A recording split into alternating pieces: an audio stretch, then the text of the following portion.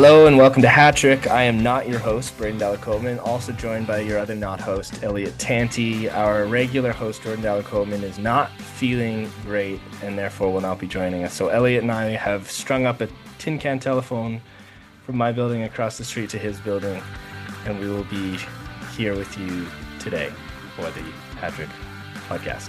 How's it going, Elliott? Very well. I'm very excited to do this. This is the first time I've ever done a two-person podcast on Hatch. Well, let's get right to it. Okay, let's talk about the WNBA draft. The women had their big draft tonight when we're recording this, just earlier this evening in Brooklyn, New York. The number one overall draft pick, the legend, the GOAT, some might say, Caitlin Clark went to the Indiana Fever. That's huge. She's like the next. She's the next. Yeah. Will she play in the WNBA? Or, Elliott, is there a world where Caitlin Clark gets drafted in the NBA?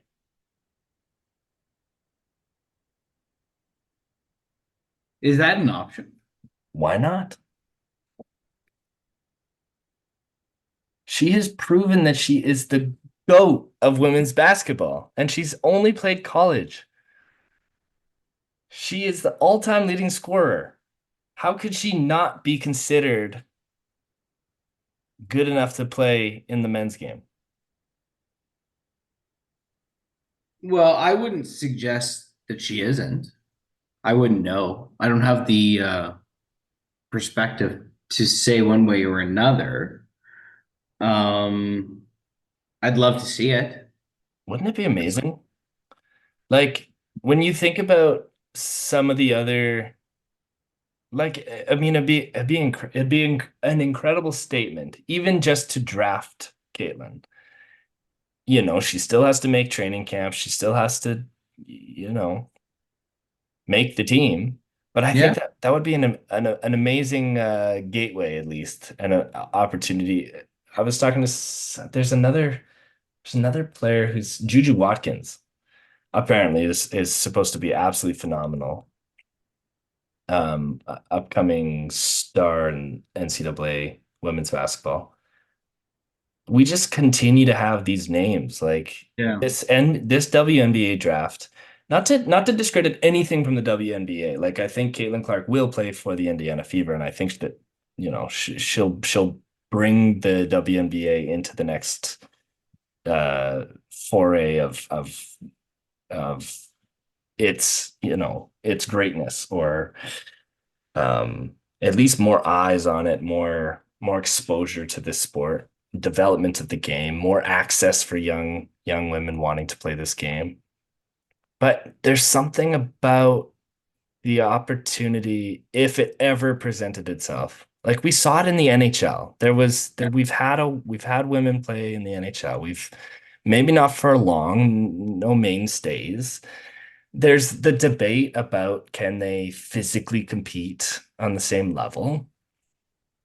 It is a bit of a different game. It's a different size ball. But that said, like the game itself doesn't change. So I could see it happening in basketball, whereas something like hockey, it's just a bit more of a challenge physically to compete. I'd love to see it, and I have no problem with it.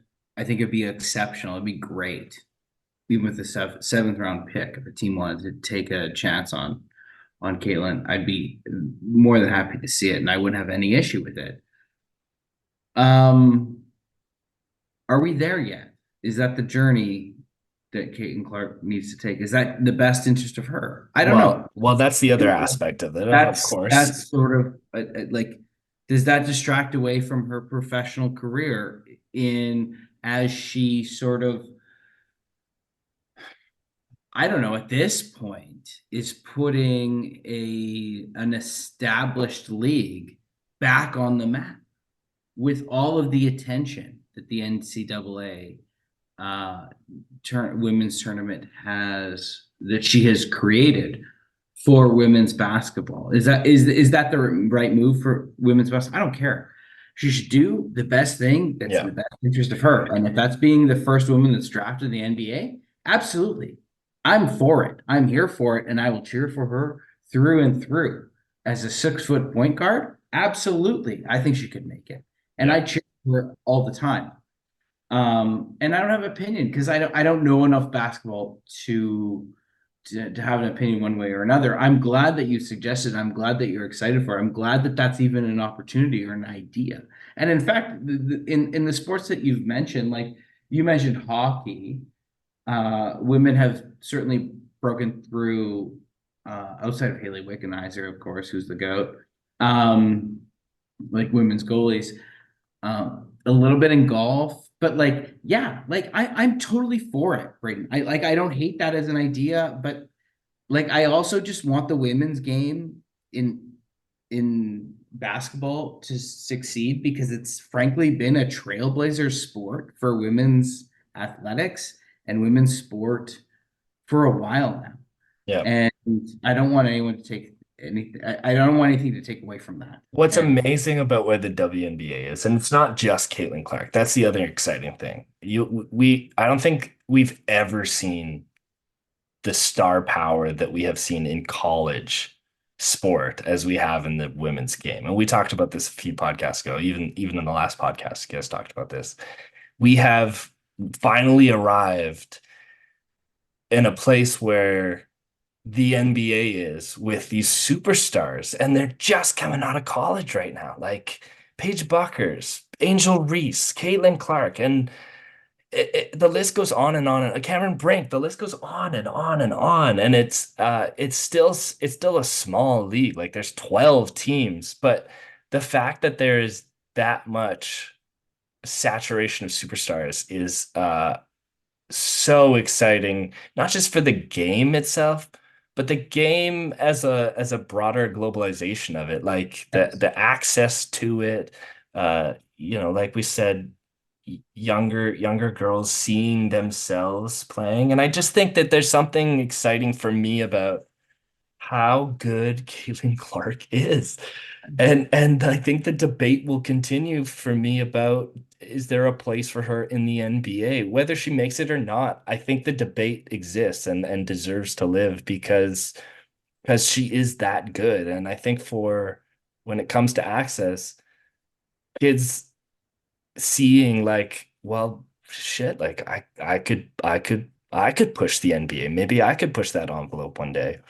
Yeah. And I think if if it's not Caitlin Clark, like It's the the next next generation the or the next next is step coming. back. Yeah. But look at the Trailblazers in the NBA around just even coaching, right, too, right? Like management. How do you mean? All the other leagues are behind that in terms of like women in even like those like leadership Right. roles outside Right. of like just players, right? Hmm. And I think it speaks to the fact that basketball once again is leading the charge in terms of like just like a much more, I don't know, like pronounced and like holistic view around what sports excellence is. And it doesn't have to revolve around Olympics Hmm. and or collegiate sports, which is hyper problematic in its own way. Like I think this is outstanding. I think the Professional Women's Hockey Association is a direct result of the WNBA. Yeah. Like Yeah. the WNBA is a proven concept that has led to so much growth in so much women's sports. And we're seeing the outcomes of that. And I just love like when I was watching when I was watching March Madness and the women's March Madness tournament, and these young girls just cheering and so excited for it. And it's the Yeah. same thing. I watch that now and like the first year of the professional women's, and even tonight, like we're watching an outstanding or last night, we're watching this outstanding international tournament between Hockey Canada and USA Hockey, women's sports. Went to overtime. Like now people are calling for like, oh, that tournament should be 3 games. That game was so good. Like there's outstanding sports there. Yep. It all goes back to the emergence of the WNBA and Caitlin Clark. I think she has said like this is because I got to watch people do this before, and that's amazing. And Yep. like imagine how many generations. But also like, and we've talked about you know, the partnering that the NBA has done with the WNBA. Like Mm. all the way down to in the draft Monday night. You know when the commissioner comes out and goes the blah, blah, blah, first pick in the blah blah blah. The NBA has this really classic like doon doon doon doon doon.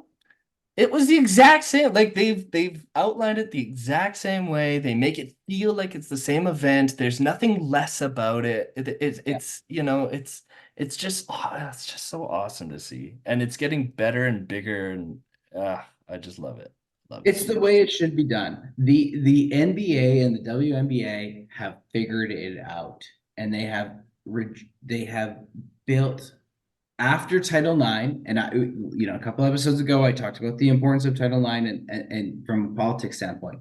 But after Title IX, the most impactful thing I think in women's sports, I would say, and someone much more informed could come after me on this, is the emergence of the WNBA and the partnership with the NBA. Yeah. And like you think about the names that have come through and what that means now, and it's all coming together. And it's an investment in women's sports. Yeah. And the fruition of that is TV deals and ultimately money, but just like a belief that this sport is equal and better than And it's globalized now. Like global. there was a Canadian Aaliyah Edwards who was drafted this Yeah. in the first round. There were two players from France. Like this, it's not just America. And I think that that's the other piece of it that's really exciting is that it's starting to reach further and further um and getting Well, the other better. thing is, I think this is more formative, and we've gone way over time on this, but like, when you talk about building sport or like formative sport, like it needs to include everyone in our community and in all populations.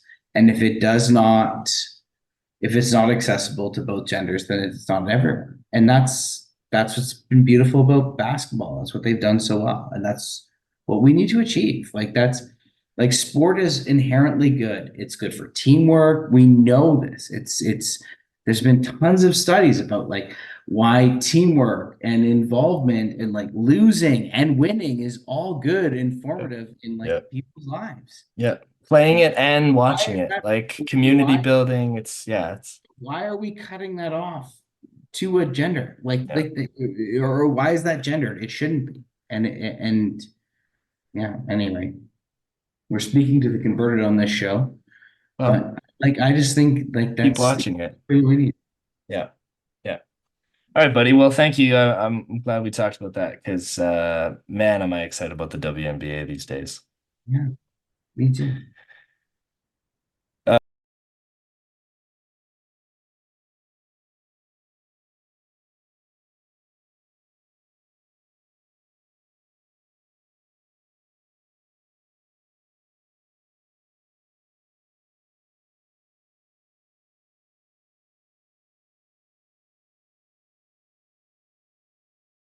Topic two, we're gonna talk NBA playoffs. Braydon, there's a ton of things going on right now, none of which I understand.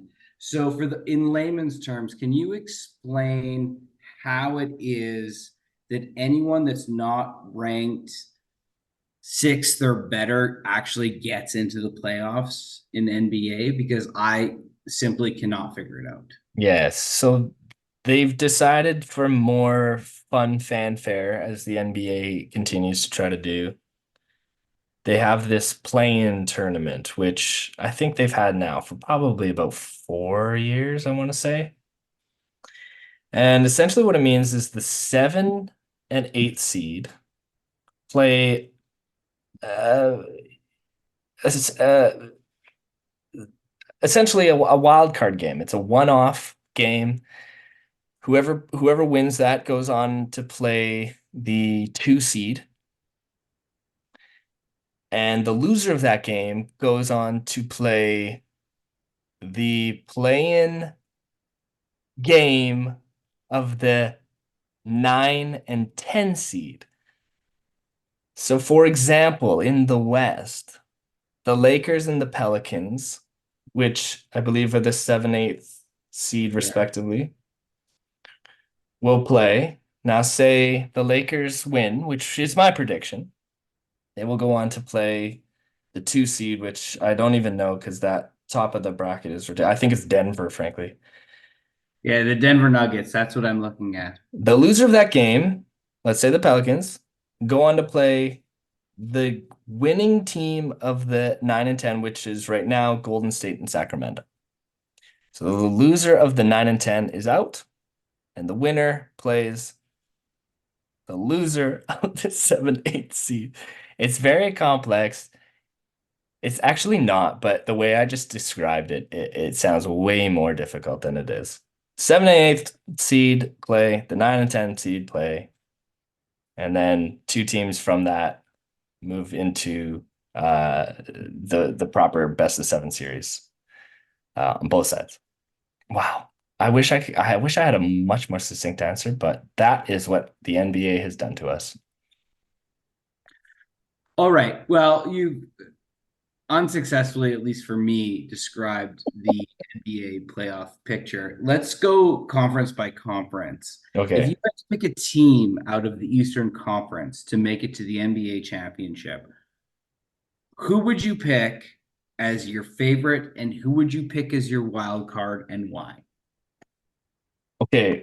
Well, my favorite, and I think all bookie favorites have the Boston Celtics. They have 64 wins this year. I think their point differential is yeah, 11.4. The last time that happened, actually, I think there's 4 teams that have had that point differential or higher, and all of them have won a championship. The Bucks with Robertson, I think the Lakers had that kind of like it's just unprecedented the amount of wins that this team has put together and how many points they have uh superseded against other teams. That is the team I think will come out of the East. Frankly, I think that they will win all of it. However, my wild card, I think coming out of the East is going to be the Indiana Pacers. This is a bit of a weird one because they currently sit sixth, but I think the placement that they have, they're currently matched up with the Bucks in the first round. The Bucks are without healthy Giannis Antetokounmpo.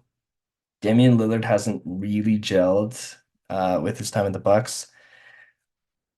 So it's not looking good for the Bucks. However, the Indiana Pacers have this young upstart team. They're really fast. They're scoring buckets off the rush. This team is coached by Rick Carlisle, like one of the legends in basketball.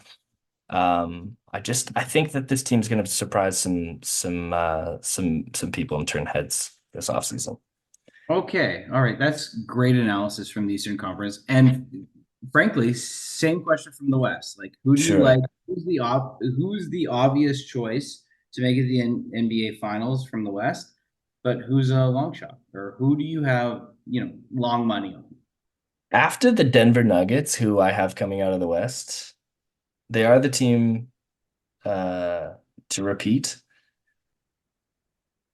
It gets pretty hairy. There's a lot of teams that are really, really good and sort of just all in this, like, they're only about 4 or 5 points different or games different, pretty much from like the 4 seed all the way down to the 10 seed. Yeah. So this one's tricky. I would love to see a Cinderella story in the West.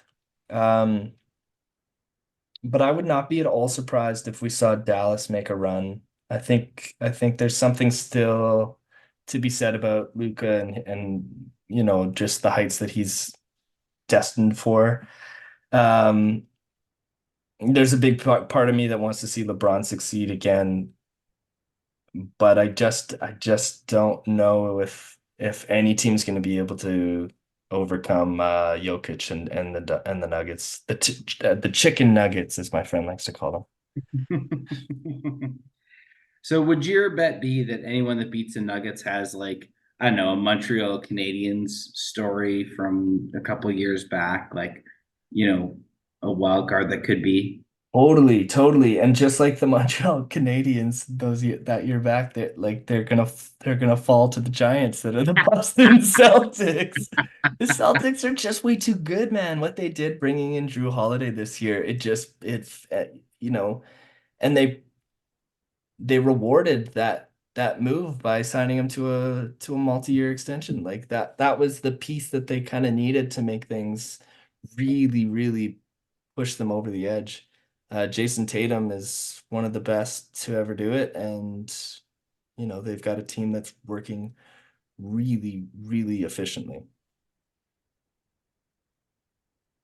All right, we'll see what happens in the NBA playoffs. I'm sure we'll cover it again. Oh, no doubt, no doubt.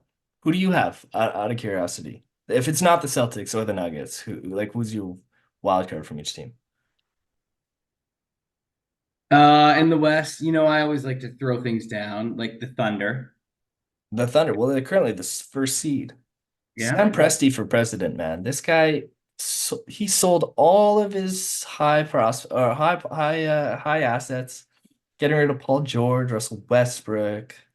Like the team was crushed, losing all these superstars. They they accumulated over 17 first round draft picks over the course of the next like 10 years.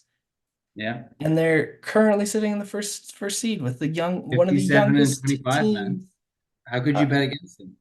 Presti for president. And yeah, I don't know. I always love a Cinderella story with the Heat. The Raptors? No, they're out. No, I said the Heat. Oh, right, the Raptors. They're out. The Miami Heat. All Well, right. that's an interesting story because they have come so close so many times. They know what it's like to play. That team's not far from the team that played in the bubble, not far from the team that was in the finals, what, last year? They played the Mhm. Nuggets last year? Like this team is so close. They're gonna find more heartache this year, but I do think that they might be able to make a run. That's my bet. All right. All right. That's what two? Who do you think Jordan would have picked?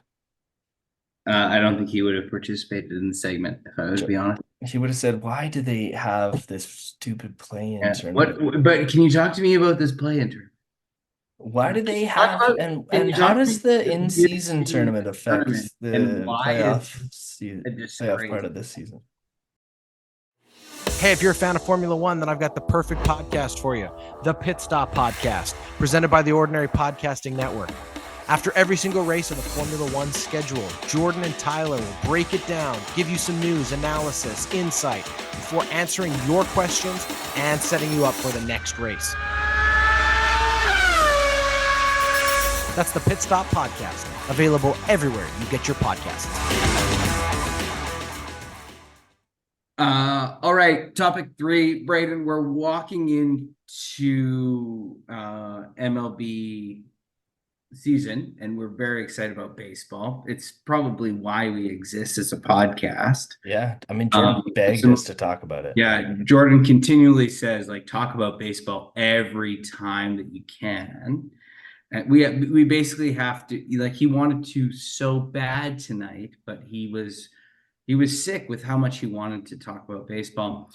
Anyway, we are 17 games into the season with this Toronto Blue Jays team. And I've got to say, they had a horrific start, or a horrific schedule starting into the season. I believe it was the Astros, it was Tampa Bay, teams that they have like traditionally just sucked at every time. Came out 4-6, and now they've gone through a series with the Yankees and are currently in one 9-8. Like, is this team exceeding expectations or the best team that's ever existed? I don't This know. is Tell this me. is not the best team that's ever existed. However, they're 17 games in to a season of what would Jordan say, 582 games. Yeah, like 3,700 games, I think. Um, I mean, I don't know, man. Like they actually look a lot better than I had expected. You always want to see free agents sort of come in and pump the team a little bit. Justin Turner's a really great addition on as a DH, I think. Good. It's nice to see guys like, when you trade for a guy, especially when you trade away fan favorites like Gurriel or even a prospect like Moreno, you want to see the returns be successful. And Varsho was like, he was good last year, but what he's doing this year, man, my God, that boy's hitting the Yeah. ball really well.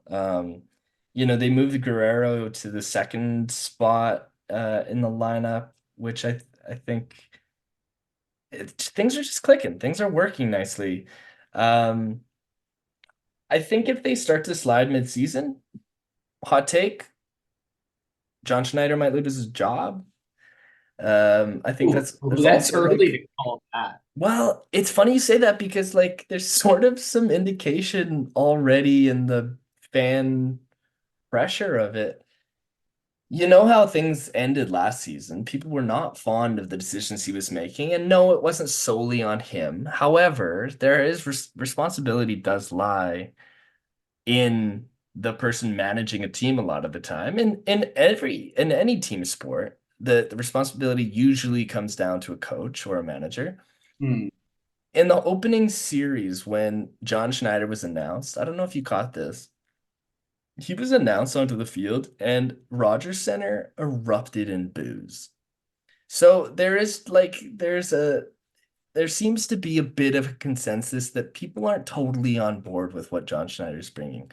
Now, if the team turns and, starts to climb in the AL East, and I think they're going to have a hard time climbing against the Yankees just with the lineup they have, things could get hairy. And I think the other part of that is they adjusted Don Mattingly's the legend Don Mattingly's official title from bench coach to associate coach. We always love when the titles change, but I think that sort of is also a bit of a telltale sign that somebody else is making moves or somebody else is making the call here.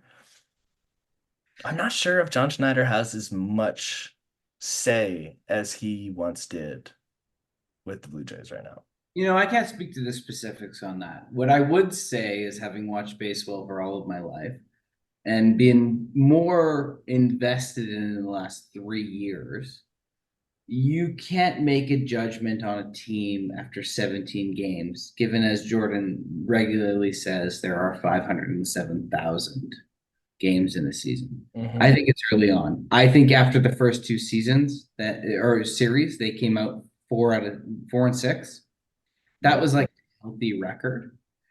And since then, they are now 9-8, and they haven't lost any ground next to what I would say is like the best team in baseball right now, which is the Yankees. A lot of Padres on the Yankees, I would say. Well, Um, let's talk about the Padres here. I mean, we are the official Padre podcast. no, I don't know that we're the official Padres podcast, but we have a huge Padres fan on the show. Yeah. They're currently second in the NL West. Yeah. The Just Dodgers, just beat the Dodgers in a series. the Dodgers are the Dodgers, with or without Shohei Ohtani. Um, do they have a shot this season? Like, they didn't make a lot of moves in the offseason, but did they need to? Well, I mean, I think they did make a lot of moves in the offseason, but just dumping a lot of salary and people. I Yeah, see, I see. On I the think out. they're like a well-equipped team. Like they're in it for the long haul. They're baseball people, and that's what I've kind of come to learn about the Padres in the last 2 years. You buy assets and you sell out. You buy assets when they're low. You sell assets when they're high, and this is hopefully the fruition of a franchise that competes against, in their league, like they have to go up against the Dodgers consistently a lot of times every year. And the Dodgers are going to be like a high income team and they have to compete. And at least early on in the season, and this is what I'd say the same thing about the Padres, opposite than I said about the Blue Jays, is that it's early on in the season. Yeah, it's good, but it's 162 games or 164 games. Just as the Blue Jays are doing well right now, but it's 164 games. We'll see. But they positioned themselves well through the first 17 games or 19 games for the Padres. I mean, you can't complain, right? Like this No. is what you want to see, the consistency and I don't know, building of a franchise. So something I do want to complain about when it comes to baseball. Well, What is it gonna take to implement a salary cap? why does it matter Why does it matter? in this league? Why does it matter? Well, how are those small market teams doing?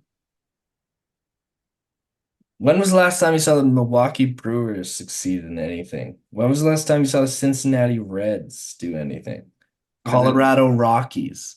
Marlins, we can go through it. Yeah, like this is crazy though. $700 million. And that's just one guy on the Dodgers. And that's not like, and they just blink at that. The Yankees are loaded this year. The Dodgers, once again, are loaded this year. So what do you mean does it matter? This isn't Well, good for where's the parity in the league? Where's but the this is the thing I would ask. Okay, so let's compare it to the NHL right now. Definitely has a salary cap. We're watching a wicked race in the East for Yeah, playoff contention. yeah, 5 teams, yeah. right? All that parity. Is that parity brought to you by the salary cap? Maybe, at least in the NHL, it is. Every year, MLB comes down to the final weekend about which team in which division at what time is going to make it into the playoffs. Yes. And I can almost guarantee that every single time the teams that are already locked in to a one seed or a bye are those teams that have they're like $400 million over the salary tax. Yeah. I So mean, yeah, I think it matters. I think it matters. I don't think it's healthy. I mean, if you live in LA, it's fantastic. You're thrilled. You got another fun, star to add to the roster. But I don't think it serves the game the way that we've seen the success of it in the NHL. I think there's success in the okay, NHL. but if you're a small market team and you just spent $700 million on Shohei Ohtani, and then what happens, is that good for your market? What do you mean what happens happens? The gambling scandal. I don't think that has anything to do with the 700 million. No, but if you made that investment in Oh, that yeah. kind of player, Oh, so let's say he was like the Connor McDavid, like, so yeah, he was yeah, yeah. around. Like, does that not, and now he can't play and he can't do things like it's different. Well, he's not playing. He's playing right now. Yeah, but you know what I mean, Braden. Like Yeah, it, it's it not does ideal. change. It's It not like ideal. you couldn't like okay, if I was the Twins and I was like all in on Shohei Ohtani, let's just say, like Uh-huh. the Twins might not be a good example. Okay, Uh, let's say the Chicago White Sox. yes, okay.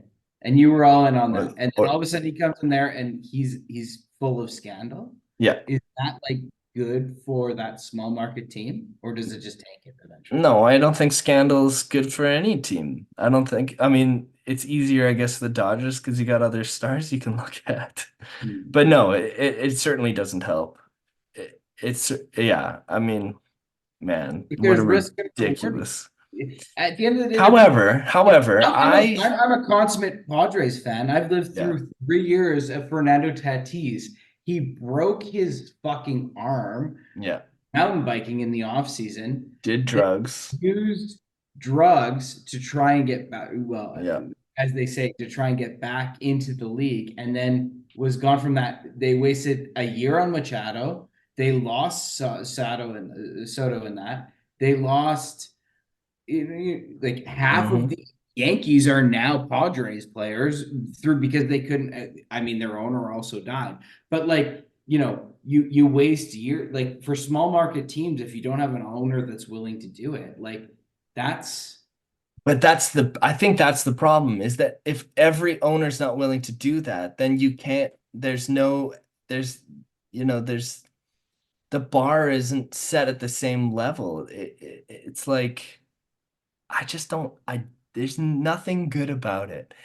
And I also don't, I mean, this comes into the like, is he worth $700 million? If there was a cap and there was no team that was going to pay him that, he still wants to play in the MLB. He's going to have to sign a cheaper deal.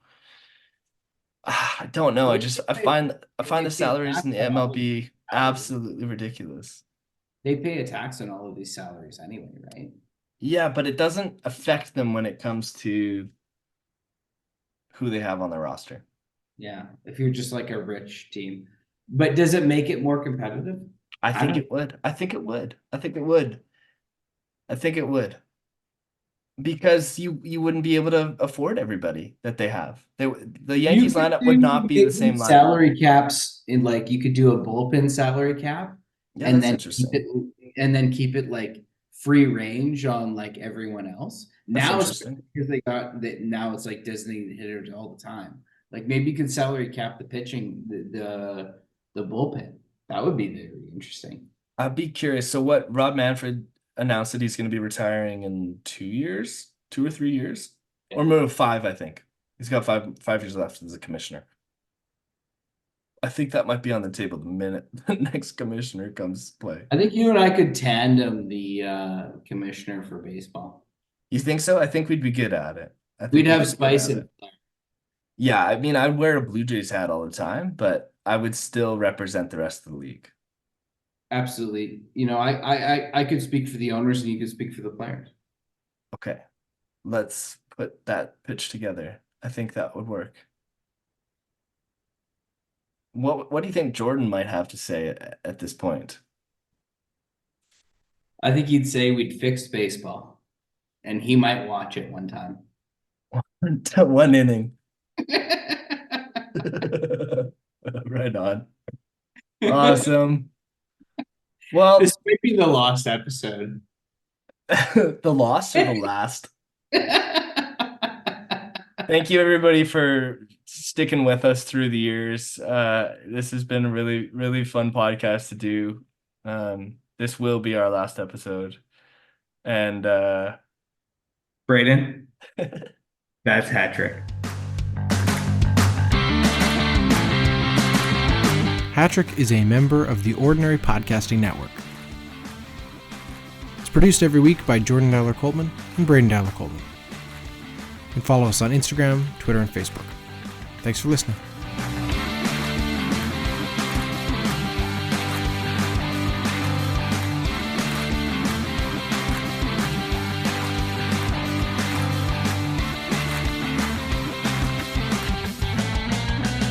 The Ordinary Podcasting Network wishes to acknowledge that the lands on which our conversations take place include Treaty 6 territory, the traditional meeting ground and home for many indigenous peoples, including the Cree, Dene, Saulteaux, Blackfoot, Métis, and the Nakota Sioux peoples, as well as the unceded territories of the Coast Salish peoples, including the territories of the Musqueam, Squamish, and Tsleil-Waututh nations.